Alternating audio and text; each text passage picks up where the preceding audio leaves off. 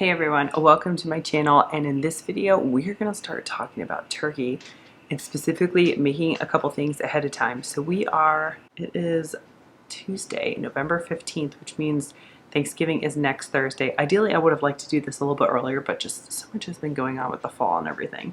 So I wanted to kind of map out my Thanksgiving meal, and I'll show you I'll show you the list when I'm done with it. I'm going to try to color code it as much as I can, what I need to get done here. So I'm going to categorize this by apps, food, and desserts. And I guess I should background. We're not having any family staying at the house this time, which is kind of nice with everything that's going to be going on. So we have friends that live, I don't know, 10 minutes away. Paul's little best friend. They're coming, and I just kind of told her what I was making to see what she wanted to bring. I don't really care. I'm going to make the same amount of food whether they come or not. So if they wanted to bring dessert, that's cool, or whatever. I'm going to map this all out on one of my little magnet notepads, put it on the fridge so I know what I'm doing the next few days, and I'm also going to send a picture to her so she knows what I'm making. So for the apps, I have pigs in a blanket, and the funny story to that is I actually made them for Friendsgiving, put them in the freezer, and then completely forgot about them. So, which is fine. That makes a great appetizer. So I have those.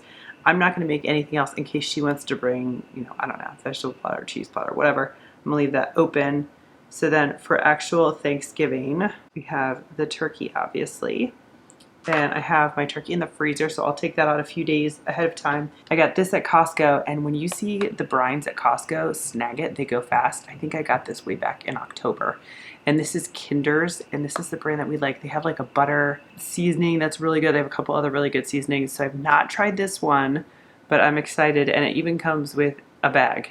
Yeah, it even comes with a bag, which is quite nice. So I already have my brine for the turkey. So I got this from Primal Kitchen a long time ago. As soon as I saw it, I snagged it.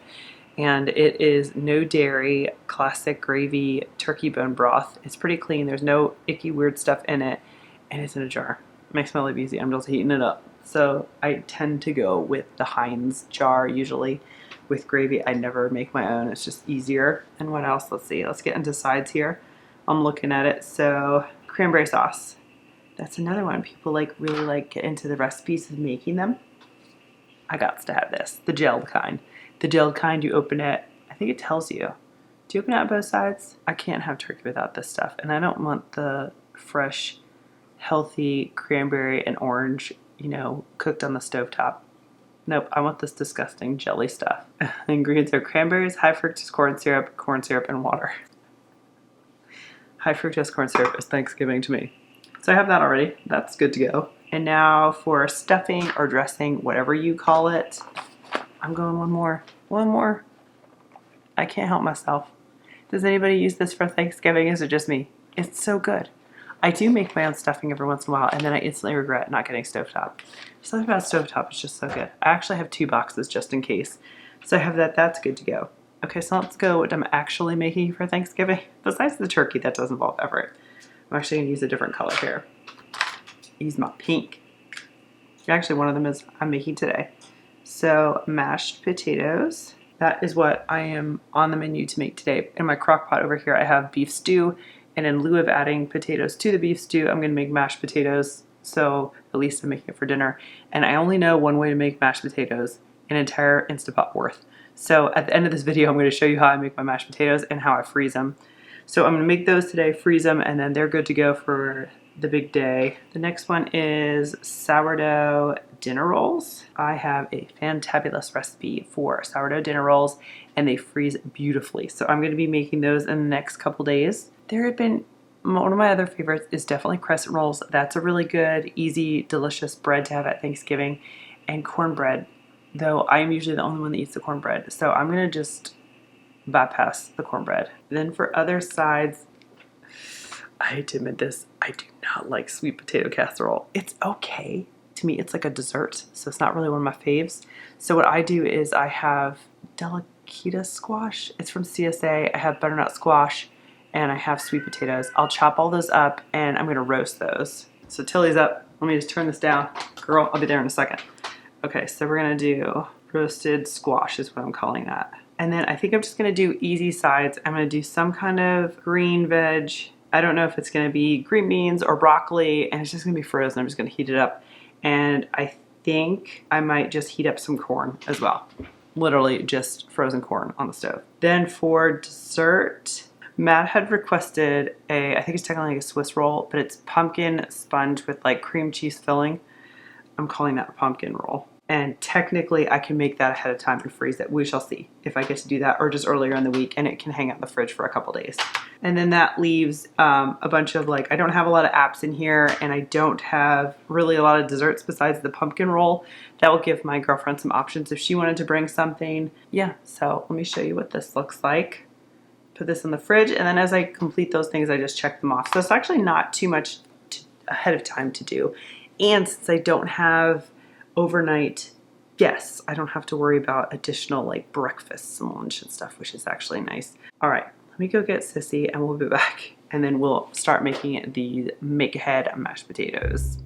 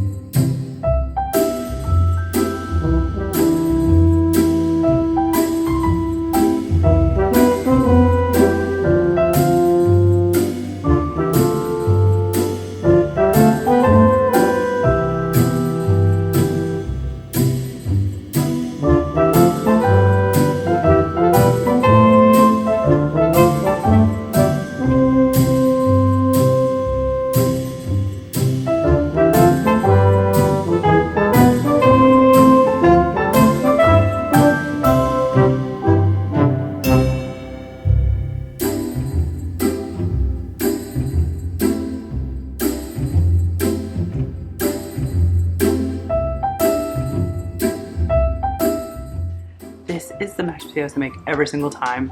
I know the recipe by heart. I'll link the recipe below as to how you can create this on your own, but it's basically fill the Instant Pot with the potato of your choice. I've done red potatoes. These are golden potatoes. I've done russets. You cook them 15 minutes. I mean, you can really overcook them. I don't peel them. You can peel them if you want to. Then I always put a block of cream cheese, a stick of butter. I mix that first with the mixer. You can also use a stand mixer. You can use one of those potato ricers. You can just use a potato masher. I've done all of those options. And then I add my liquid, which you can add, I like to use dairy. You can use stock if you want to. You can use milk, whole milk, skim milk, half and half, heavy cream, a mix of those, whatever you got. It's always delicious. And you always need more salt than you think you do. I just tried it. I tried about 1.5 teaspoons, and it definitely needs a little bit more salt. Black pepper. You can also jazz these up with tons of different things. Cheeses, garlic, herbs. This is just my basic like mashed potato, and it's amazing. So we are gonna have this with dinner, and then I'm gonna let this cool off, and we're gonna scoop it on a sheet tray. I'm gonna freeze it like that.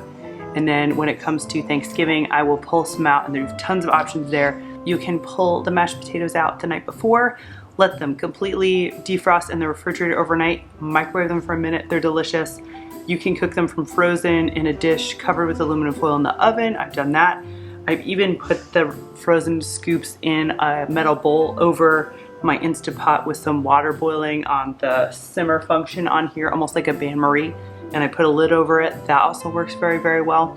Even just in the stovetop, I'll plunk a couple blobs of mashed potatoes with just a little bit of milk in the bottom so they have something to heat them through, and then on like a medium low, and you just have to watch it, and I break them up with like a wooden spoon. Also delicious. So many options. Mashed potatoes make ahead, make sure life so much easier, so I do not have to do this on Thanksgiving Day.